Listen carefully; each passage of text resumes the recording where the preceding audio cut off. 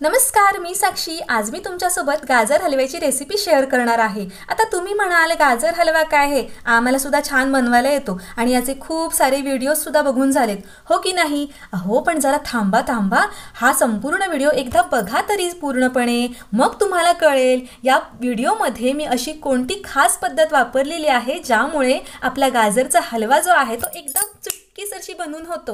आणि मुख्य म्हणजे गाजरचा हलवा जिभेवर ठेवताच अगदी छान विरघळतो। त्यासाठी व्हिडिओ स्किप न करता शेवटपर्यंत पाहत राहा। तर इथे मी 1 किलो गाजर घेतलेले आहेत। गाजर स्वच्छ धुवून 2 तास आधी निथळून घेतलेले आहेत। एक तर तुम्ही 2 तास आधी निथळून घ्या किंवा लगेचच धुवून किसणार असाल तर ते कॉटनच्या कपड्याने पुसून घ्या, जेणेकरून त्यावरील एक्स्ट्राचं जे पाणी आहे ना ते पुसलं जाईल। आता गाजर किसताच मी इथे 1 किलोसाठी अर्धा लिटरचं दूध आटवून घेते। तर मी इथे गोकुळचं दूध घेतलेलं आहे आणि मंद आचेवरती आटवायला ठेवलेलं आहे। आणि एकीकडे दूध आटवताच मी एकीकडे गाजरसुद्धा सोलून घेते आणि किसून सुद्धा घेते। तर त्याचं साल काढलं तरी चालेल किंवा नाही काढलं तरी सुद्धा चालेल, पण मी इथे काढून घेतलेलं आहे। आणि गाजर घेताना आहे ना, जर आपण कोवळे गाजर घेतले ना एकदम बारीक, तर ते एकदम लाल भडक असे किसून आपल्याला दिसतात। जर आपण गाजर मोठे घेतले तर त्या गाजरामध्ये जो पांढरा भाग जास्त असतो आणि ज्यामुळे आपला गाजरचा हलवा एकदम लालसर दिसत नाही। त्यामुळे गाजर घेताना शक्यतो एकदम कोवळे गाजर घ्यायचे आहेत। आता हे गाजर आहे ना, एकदम कोणतीही सोपी पद्धत येऊ दे तरी ही गाजरचा हलवा ना किसणीवरती किसल्यानंतरचा जो असतो ना तोच छान लागतो। आणि म्हणूनच मी सुद्धा हे गाजर आहेत ना ते छान असे किसून घेतलेले आहेत। गाजर फक्त किसण्याचीच थोडी मेहनत आहे आणि तेही पटकन किसून होतात। खोबऱ्या इतके कडक तर नक्कीच नसतात, सॉफ्ट असतात, पटकन किसले जातात। त्यामुळे हे गाजर असे किसून घ्यायचे आहेत। आणि हे संपूर्ण गाजर किसून झाल्यानंतर आहे ना, यातील पाणी हे बघा अशा पद्धतीने आपल्याला निथळून घ्यायचं आहे। ज्याप्रमाणे आपण मुळा भाजी कुस्करून पिळून घेतो ना, तर हे गाजर कुस्करायचे नाहीत, कुस्करले तरी चालतील, पण हे बघा मी अलगद असे पिळून घेते, ज्यामुळे यातील एक्स्ट्राचं जे पाणी आहे ना ते निघून जाईल। तर ही स्टेप खूप महत्त्वाची आहे, ती तुम्ही नक्की करून बघा एकदा। आता यातील हे पाणी बघा, मी सगळं गाजर असेच पिळून घेतलेलं आहे हा संपूर्ण, आणि शेवटीला हे पाणी बघा किती शिल्लक राहिलेलं आहे। आणि हे पाणी जर आपण गाजर बनवताना हलवा बनवताना वापरलं ना तर खूप वेळा आटवायला लागतं। आता हे पाणी आहे ना मी एका कपमध्ये काढते, तर वाटीमध्ये सुद्धा तुम्ही काढू शकता। साधारण एक छोटी वाटी इतकं पाणी झालेलं आहे। तर हेच पाणी आहे ना तुम्ही ज्यूस म्हणून पिऊ शकता, पण मी पिणार नाही आहे, कारण सगळंच जर आपण गाजरचं हे पाणी ज्यूस म्हणून प्यायलो तर यातील सगळे जीवनसत्व तर आपल्या एकटीलाच मिळतील ना, मग हे पिऊन कसं चालेल? म्हणूनच मी काय करणार आहे, हे पाणी आधी असंच बाजूला ठेवून देणार आहे। आता इथे एक मी कुकर घेतलेला आहे आणि कुकरमध्ये 2 टेबलस्पून साजूक तूप घालून घेतलेलं आहे। याऐवजी तुम्ही बटरसुद्धा घालू शकता। तूप छान गरम झालं की यामध्ये आपण जो किसून पिळून घेतलेला गाजर आहे ना तो घालून घ्यायचा आहे। सगळा एकदम बसला तर घाला, मोठा असेल कुकर तर, पण माझ्याकडील कुकर छोटा आहे त्यामुळे मी काय केलेलं आहे, आधी अर्धाच घालून घेतलेला आहे गाजर आणि तो 2 मिनिटं परतवून घेतलेला आहे। गॅसची फ्लेम मीडियमच ठेवायची आहे, लो फ्लेमवरती आपल्याला गाजर परतवायचा नाही आहे, तर मीडियम फ्लेमवरतीच आपल्याला हा गाजर परतवून घ्यायचा आहे। आता हा गाजर थोडा कमी झालेला आहे जो आपण कुकरमध्ये घातलेला आहे। आता उरलेला जो शिल्लक गाजर आहे ना तो मी पूर्ण घालून घेते आणि आता पुन्हा एकदा लो फ्लेमवरती हा गाजर जो आहे ना तो आपल्याला 2 ते 3 मिनिटांसाठी छान असा परतवून घ्यायचा आहे। अशा पद्धतीने पाणी निथळून काढून आपण जेव्हा गाजर हे असे परतवतो ना, त्यामुळे एकतर यामध्ये पाणी सुटत नाही आणि हा गाजर आहे ना तो टेस्टीसुद्धा गाजरचा हलवा लागतो आणि प्रत्येक गाजरच्या किसून घेतलेल्या कणाला आहे ना तूप लागतं आणि छान परतून काढल्यामुळे खूप छान चव येते। आता परतवूनच तुम्ही बघितलं अर्धा कुकरच झालेला आहे, म्हणजेच हा कमी झालेला आहे। आणि जे आपण गाजरचं पाणी काढून ठेवलेलं होतं ना तेच पाणी मी या कुकरमध्ये घालून घेणार आहे। इथे पाणी घालण्याची अजिबात आवश्यकता पडत नाही ही स्टेप केल्यामुळे। आता मी कुकरची 3 शिट्ट्या काढून घेते। आता हे मी एका बाजूला जे दूध आटवायला ठेवलेलं होतं ना ते बघा, मी गाजर पूर्ण किसून झाले, त्यानंतर परतवून झाले, त्यानंतर कुकरच्या 3 शिट्ट्या झाल्या तरीही दूध आटत होतं। म्हणूनच ही स्टेप आपल्याला हळूहळू करायची आहे, एका बाजूला गाजर किसता, त्यामुळे आपला वेळ खूप वाचतो। आणि आता हे दूध आहे ना ते छान आटलेलं आहे।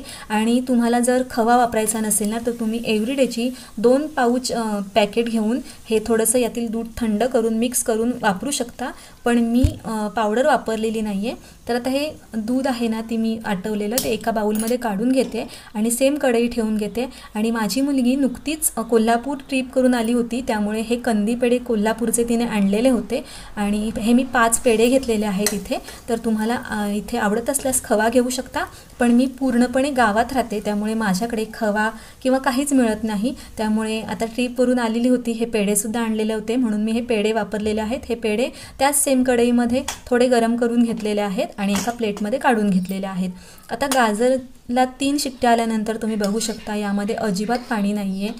हे बघा, आणि एकदम लालभुंद असा कलर आलेला आहे. मी यामध्ये कोणताही कलर वापरलेला नाही आहे. आणि गाजर तुम्ही बघा इथे छान शिजलेले सुद्धा आहेत आणि यामध्ये एक मुख्य म्हणजे पाणीसुद्धा जास्त नाही आहे.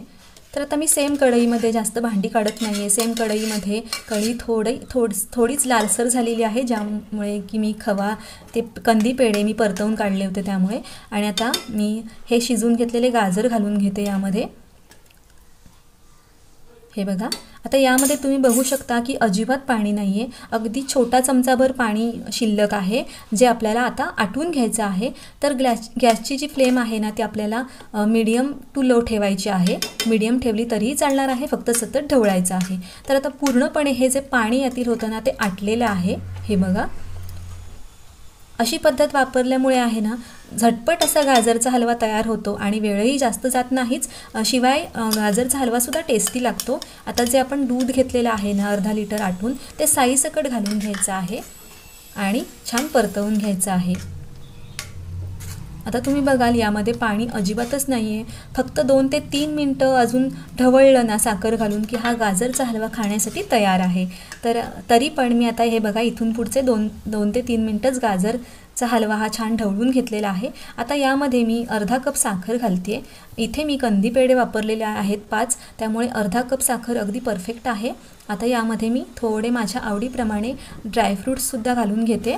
तर ड्रायफ्रूट्स जे आहेत ना ते थोडे चमचाभर तुपावरती परतवून घ्यायचे आहेत सगळ्यात आधी, म्हणजे आपण दूध आटवण्यापूर्वीच, म्हणजे जास्त भांडीसुद्धा पडत नाहीत.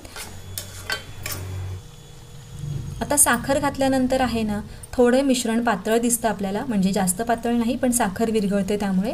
आणि पुन्हा मग मी हा जो कंदी पेढे आहेत ना ते सुद्धा यामध्ये घालून घेतलेले आहेत. तर तुम्ही जर दुधामध्ये मिक्स न करता दूध पावडर वापरली नाही किंवा अशीच टाकली तरीही चालेल. आता हा गाजरचा हलवा बनवून तयार झालेला आहे. यामध्ये वेलची पावडर घातली आणि पुन्हा एकदा 2 मिनटं छान असं परतवून घेतलं. तर अजिबातच जास्त मेहनत लागलेली नाही आहे, तुम्ही पाहिलंच आहे. आणि मस्त असा हा गाजरचा हलवा बनवून तयार झालेला आहे.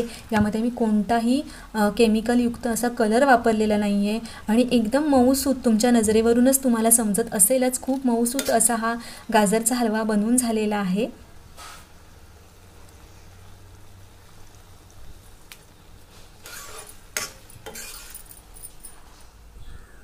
आणि आता हा गाजरचा हलवा मी एका प्लेटमध्ये सर्व करते. आणि याचं टेक्स्चर बघा तुम्हाला टेक्स्चरवरून सुद्धा कळेल, शाईन छान आलेली आहे या गाजरच्या हलव्याला सुद्धा अशीच मस्त. आता थोडीशी सर्व करते बदाम काजू लावून आणि वरती थोडासा खवा. तर हा संपूर्ण व्हिडिओ आज तुम्हाला कसा वाटला आहे मला कमेंटमध्ये नक्की सांगा. आणि माझी ही पद्धत तुम्हाला कशी वाटली ते सुद्धा मला कमेंटमध्ये नक्की सांगा. आणि तुम्हाला माझ्याकडून कोणती रेसिपी शिकायला आवडेल, मी बनवलेली रेसिपी पाहायला आवडेल, ते सुद्धा मला कमेंट करून नक्की सांगा. आणि हा व्हिडिओ जर तुम्हाला आवडला असेल ना तर जास्तीत जास्त शेअरसुद्धा करा. चला तर मग पुन्हा लवकरच भेटूया नेक्स्ट व्हिडिओमध्ये. तोपर्यंत बाय बाय. आणि हो, असाच गाजरचा हलवा नक्की बनवा बरं का. आणि कसा बनतोय ते सुद्धा मला कमेंट करून सांगा नक्की. चला बाय बाय.